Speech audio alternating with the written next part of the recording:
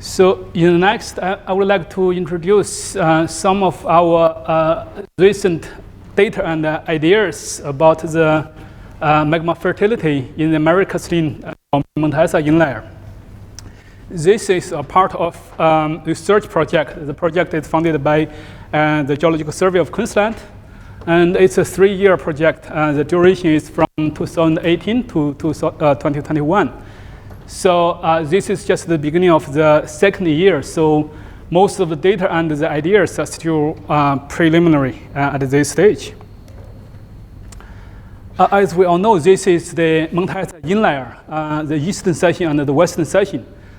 In the eastern section, we have a lot of IOCG deposits, including the very well-known Ernst Henry deposit.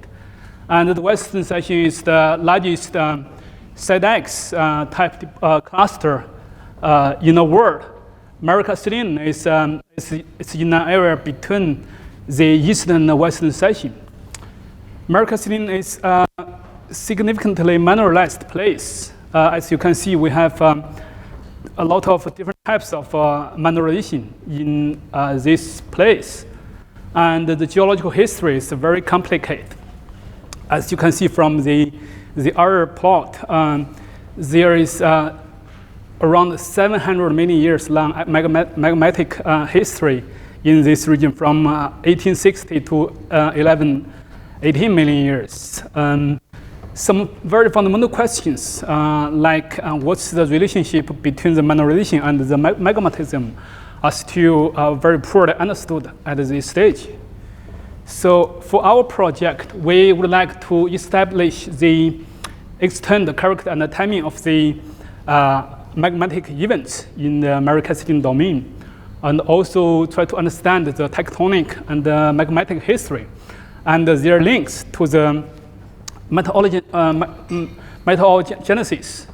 And also we would like to explore the applicability of magma fertility concept as an exploration tool to help our industry in the future. And eventually, we would like to provide an updated geological framework of the whole Mare-Kathleen domain in collaboration with our colleagues from GSQ. We have done some work so far. We did a bit of literature reviews and data compilation. We have several field trips, and we collect some samples, and we prepared the samples for analysis. We processed the data, and we got some new data. And we have given some presentations and reports, and we have planned to publish some journal papers in collaboration with our GSQ colleagues in the future. So here's the Mare-Kathleen, and these are the sample locations. As you can see, we collect rocks from the Mount Godkin granitoids, the Wonga granitoids, the Burstall granitoids, and also the Lunch Creek gabbro. Because each of these complex contains multiple types of rocks, so we collect different types of rocks from this complex. This plot is the specific location of our samples from the main sampling areas in the Mare-Kathleen domain. And these are the photos showing the geological relationship in the Mount Godkin granitoids. As you can see from this photo, we have two types of rocks. One is granite, and this part is a diorite. And the contact between these two types of rocks are pretty sharp. And aside from granite and diorite, we also have found monzonite and pegmatite in the Mount Godkin complex. These are more photos showing the samples we have collected. So that one is Lunch Creek gabbro. And these two samples are from the Wonga granitoids. As you can see from this photo, this granite, we can see pretty clear foliation in this sample. But for that part, it's another granite sample, but we can't see any fibrous of foliations in that part. So these both granites are from the same complex, but the textures and the alteration styles are pretty different. And for this photo, we still can see another pretty sharp contact between the granite and the diorite. So for the whole Kathleen, we can see different types of intrusive rocks in different complexes. We have gabbros, we have diorite, and we have monazite, we have granite, and we have pegmatite. For granite, we have fresh ones and have altered ones. We also have, we can see some foliations in some of the granites in Kathleen domain. That's the zircon image. We can see zircon have different textures in the intrusive rocks from Kathleen. And some of them have pretty clear oscillatory rollings and CIL. This is a pretty typical feature of magmatic zircon, which is relatively easier for us to do age determination. But unfortunately, most of our zircon samples are like this, quite dark, and we can't see pretty clear zonings in these zircons. This is probably because of the high uranium content in these grains, which may cause radiation damage on them and then lead lead loss, and then just make the age determination complicated. These are several examples of the Concordia diagrams of the age dating on our samples. So from these diagrams, we can it's quite clear that the lead loss is quite common in most of our samples. And another issue is the zircon inheritance. Like this sample, the gabbro, Lange-Crick gabbro, we can see two groups of ages, two groups of results. So the older group actually probably because of the inherited zircons, which give us an older age. And that part is our preliminary results. Because of the lead loss and zircon inheritance issues, so definitely we need to spend more time to reprocess our data in the future and to get the actual age of our samples in the next. Several 1530-ish age has been reported in the Kathleen domain. That sample is a pegmatite sample from the Take Hill gold deposit. It's a pegmatite. The age is 1527 million years old. And this pegmatite is, have a pretty close relationship with the gold mineralization in Take Hill. And another sample is monazite. The age is uranium lead age. The sample is from the fabrics in Kathleen syncline. The age is 1515 million years old. So this probably is a record of hydrothermal fluid activities in the region. And these are two more ages from the Illinois prospect. The age range is 1515 to 1546 million years. And this age is consistent with this age. This age is from the biotite agar-agar dating. Because this age, the 1530-ish age, is quite similar to the timing of the mineralization in the IOCG field in the eastern section. So the 1530-ish age is the favorable mineralization age for Kathleen as well. In the next, I'm going to introduce the geochemistry of our samples. As you can see from the total alkaline silica plots, there is a quite wide chemical composition range for our samples, from massive components to intermediate and then to the physic composition. And these samples contains pretty high alkali content, particularly for the potassium concentration. But the interesting part is among the Goldkin granite, the blue dots. We can see there are two groups. One group, the majority of the samples are in the socialite series, and the rest ones are in the low potassium series. And that low potassium group is from the pegmatite, from the Goldkin complex. So the pegmatite obviously is quite special compared to the rest pieces in the same complex. And these are the binary plots of the major elements from our samples. So for the granites, there's a pretty clear linear twins. This may mean this the iron oxidase, the plagioclase or K-feldspar, and the apatite may have fractionated and precipitate during the magma evolution. And this side is the mafic rocks. As we can see, the evolution twins of the gabbro is quite different from the granitoids.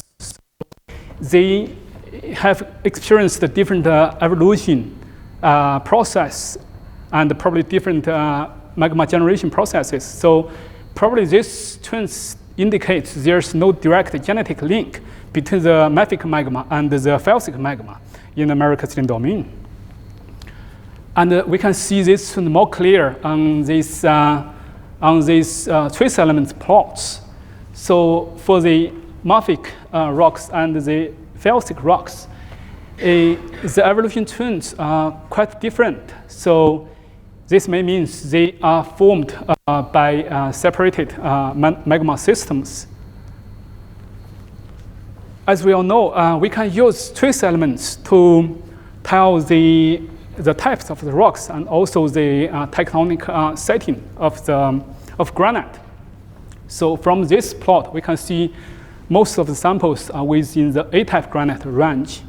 And it means they have a A-type granitoid signature. And from that one, we can see most of the samples are in the within plate granite field. So these two plots probably means the granitoids or granite in the Mercastin domain are A-type granite, and they may form an intraplate extensional tectonic environment. We also got some hafnium isotope data from our rocks, and here is the plot. And based on our data, we have got some preliminary thoughts to interpret our data. However, as you can see, there are different possibilities. This mainly because our data is still limited at this stage. So in the next, we would like to collect more data to make the ideas more clear. On the other hand, people have got some ideas about what happened to the geological history after 1.6 GA in that region. But for the geological history before 1.6 GA, there's not much data to support the ideas yet. So hopefully, our data in the future will give some more evidence or some more ideas to understand the tectonic evolution and the crust evolution history in the whole region. So one of the main objectives of our project is to study the magma fertility in the whole region. So what is magma fertility? As we all know, there are a lot of magmatic rocks in the world, but not all of them are mineralized. So what's the difference between the normal magma and the fertile magma? So for the first, the metal endowment is definitely important. So the high metal content of cratons, terrains, and district and the intrusions, particularly for the intrusive, causative intrusions, are very important for the generation and the formation of a high-grade ore deposit. The other factors include the geotectonic setting and the crust architectures, the redox of magmas, fluids, and wall rocks, the volatile components, and also the efficiency of their exsolution, and also the interactions between the magmas, the hydrothermal fluids, and also the wall rocks. And last but not the least, the water content and the evolution of the causative intrusions is also very important for the enrichment, the transport, and the precipitation of ore minerals in the causative intrusions. So these are the metal content of our samples. As you can see from these plots, the Burstall granite and the Wonga granite contains higher rarest elements and also the uranium element. So probably They could be the source for rare earths and uranium mineralization. But for copper and gold, the Lunch Creek gabbro contains higher content than the granite. So for copper and gold mineralization, the gabbro is more fertile than the granite in the American System domain. So for the magma fertility study, the key problem is what was the role of the magmatic activities for the formation of the ore deposits in the whole domain. So there are several concerns. The first is how to set up the link between the different events, the magmatic activities, the metasomatism in the whole region, and also the mineralization. Another problem is the regional mineralization. We have copper-gold mineralization. We have uranium and rare earth elements mineralization, and also Dugu River, the zinc, lead, and silver mineralization in the American System domain. So are they one giant mineral system or multiple separated mineral system? What's the relationship? What's the interrelation between these mineral systems? So this would be one very interesting question. Another problem is the regional fertility. So we know Mount Isa is very fertile for multiple commodities, which is a little bit different from the Georgetown block. So why? What's the reason behind this?